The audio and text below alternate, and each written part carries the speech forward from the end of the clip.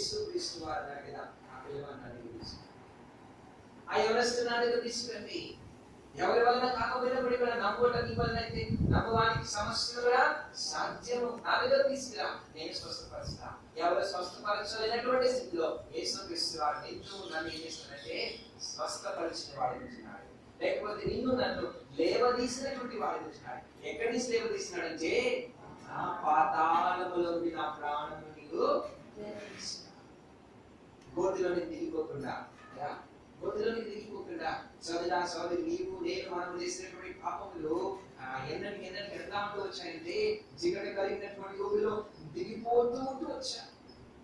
40 వచ్చా కీర్తనలు 40 అధ్యాయంలో ఒక మాట ఉన్నాయి కదా, భక్తుడైనటువంటి దావీదు ఏమంటున్నాడు చూడండి, 2వ వచనము.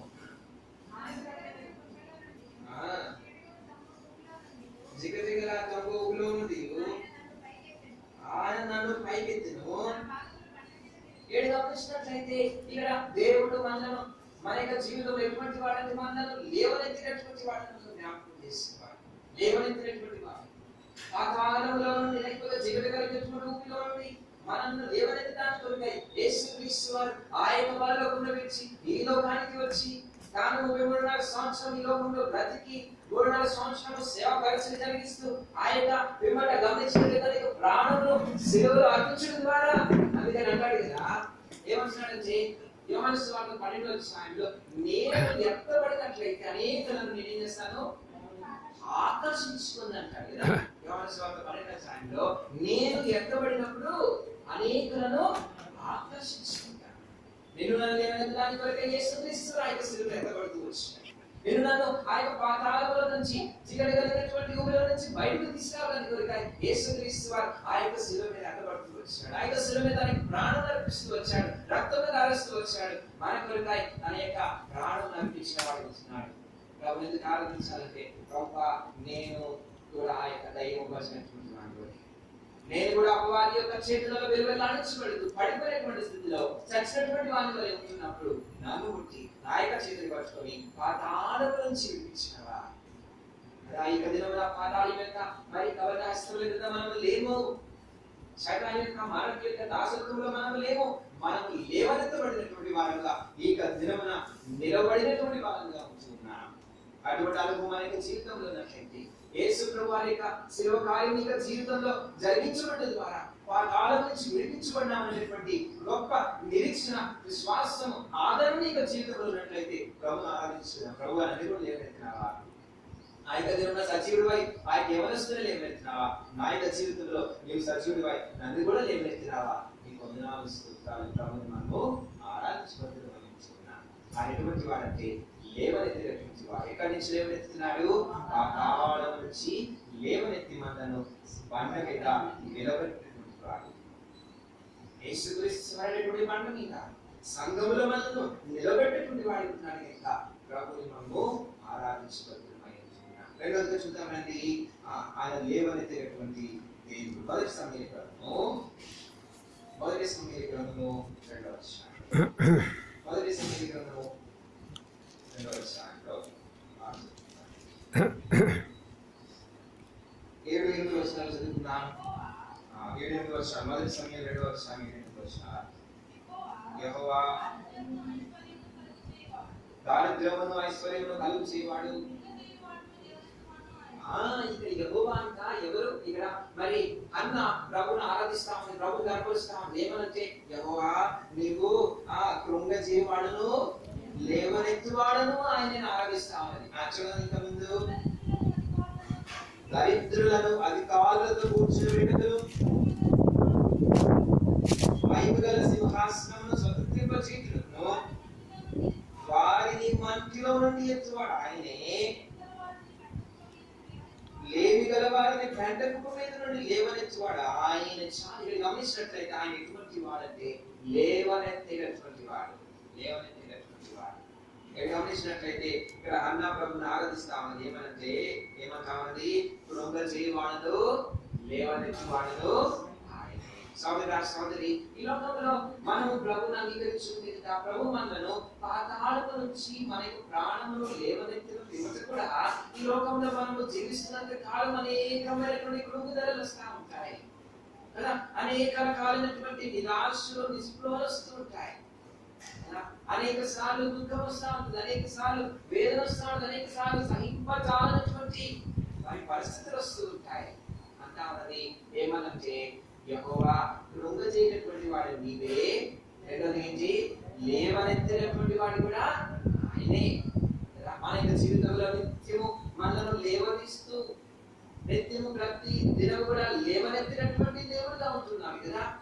సోదరా సోదరి, జీవితంలో గమనించినట్లయితే ఎంతో కృంగుదలలో వచ్చిందన్నా, ఎంతో దిగులలో, ఎంతో బాధలో సంవత్సరం గడుపుతూ వచ్చింది, వేధించబడుతూ వచ్చింది, ఏళ్లకు ఆశలకు మరి జీవిస్తూ వచ్చింది. అయితే ఒకనొక సమయంలో దేవుడు దాన్ని దర్శించినప్పుడు తాను లేవనెత్తబడినటువంటి స్త్రీగా కనబడి ప్రభుని ఆరాధిస్తాను. ప్రభువా కృంగుదల ప్రభువా కృంగినటువంటి వేళలో లేవనెత్తినటువంటి ఎలా అందుకని పాడుకుంటాను. కృంగియోండు వేళలో పైకి లేవనెత్తితివి, పైకి లేవనెత్తితివి, కృంగియోండు వేళలో పైకి లేవనెత్తితివి,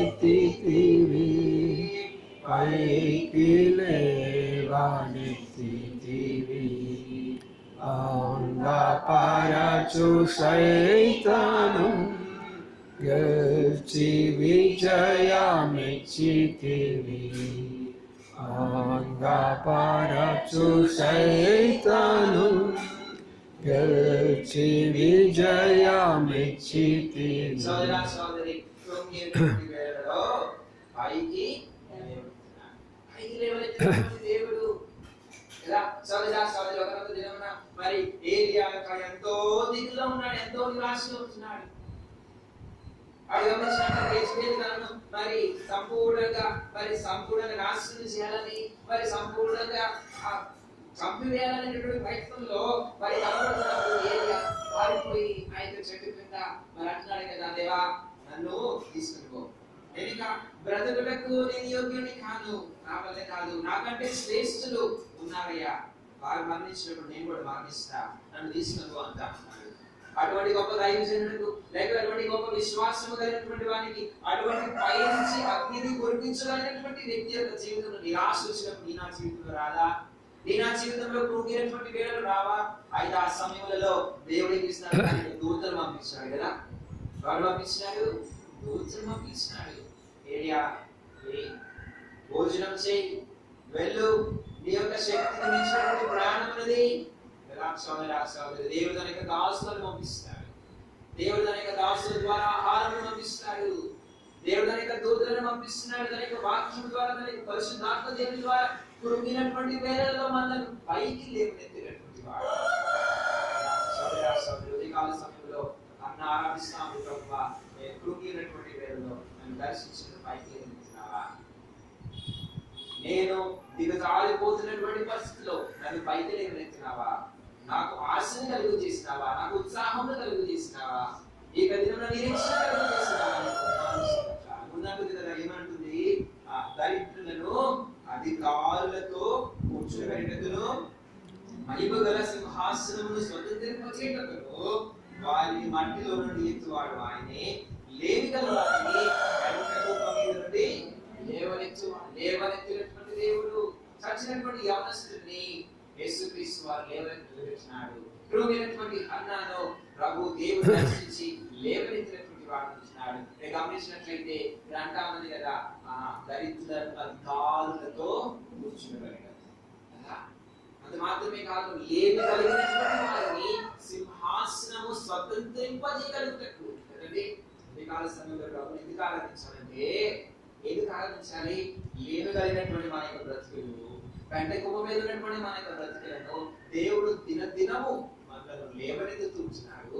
అయితే మనకు ఉన్నటువంటి మరి ప్రత్యేకమైన నిరీక్షణ ఏంటంటే, ఒకనొక దినం మనం ఎక్కడుంటాం? మనము ఎక్కడుంటాం? పరలోకంలో ఉంటాం. పరలోకంలో ఏమున్నాయి? సింహాసనం ఉన్నది కదా, సింహాసనం ఉన్నాయి. వెంట కుప్ప మీద ఉన్నటువంటి మన యొక్క జీవితాలను ప్రభు ఎక్కడ తీసుకెళ్తాడంటే, ఎక్కడ తీసుకెళ్తాడంట? సింహాసనం. అందుకని అంటాడు కదా, చూడండి ఒక మాట చదువుతో ముగించుకున్నాం. యూదా రాసిన పత్రిక, మనల్ని దేవుడు లేవనెత్తినటువంటి వాడు. ఇక్కడ నుంచి ఎక్కడికి లేవనెత్తే వాడు చదువుతున్నామా? యూదా రాసిన పత్రిక 1వ అధ్యాయము 24-25 వచనం చదువుకుందాం. 24 గొర్రెల మిమ్మల్ని కాపాడుటకు తన మహిమ ఎదుట ఆనందముతో మిమ్మును నిర్దోషులుగా నిలవబెట్టుటకును. చూడండి సోదరి ఆయన దినమున ఆ యవనస్తులను ఏం చేసినాడంట? చేతులు బట్టి లేవనెత్తి తీసినాడు, నిలవబెట్టినాడు కదా. నిలబెట్టిన దేవునంతా ఆయన యొక్క జీవితంలో కూడా ఆయన పాతాళం నుంచి విడిపించి మనల్ని ఎక్కడ నిలబెట్టాడంటే బండ మీద సంఘంలో నిలబెట్టినాడు. అంతవరకు ముగించలేదు.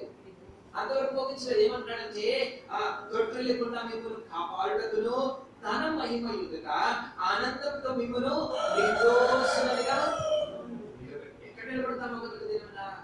ఈ లేవనటువంటి దేవుడు నిలబెట్టు మమ్మల్ని దేవుని ఎక్కడ నిలబెడతారంటే తన యొక్క మహిమ ఎదుట. సోదరి ప్రభువుని రాణించున్నాడు కదా, ఆయన ద్వారా రాణించున్నాడు. మనం ఎత్తబడినటువంటి వారమైనట్లయితే ఆయన ఎదుట ఎట్లా నిలబడతామంటే ఆనందముతో కదా, ఆనందముతో నిలబెడతాం. నిర్దోషులుగా ఉన్నట్లయితే ఆయన ఎదుట ఆనందంతో నిలబడతాం. సిగ్గులైనటువంటి ముఖములతో, ధైర్యము కలిగినటువంటి ముఖములతో ప్రభువా నేను చెప్పినటువంటి కార్యములను సంపూర్ణంగా చేసి ఎదురు నిలబెడుతున్నానయ్యా ఆయన ధైర్యంగా ప్రభు మీద నిలబడి ప్రభు ద్వారా బహుమానములను పొందినటువంటి వారు కదా. దరిద్రమైనటువంటి మన జీవితాలను సింహాసనం తీసుకెళ్ళడానికి కొరకై యేసుక్రీస్తు వారు మనల్ని దినదినము లేవనెత్తుకుంటున్నాడు. దాని కొరకు ఆయన ఆహారం ఇస్తున్నారు, దాని కొరకు ఆయనకు పరిశుద్ధాత్మ దేవుని ఇస్తున్నారు, దాని కొరకు ఆయన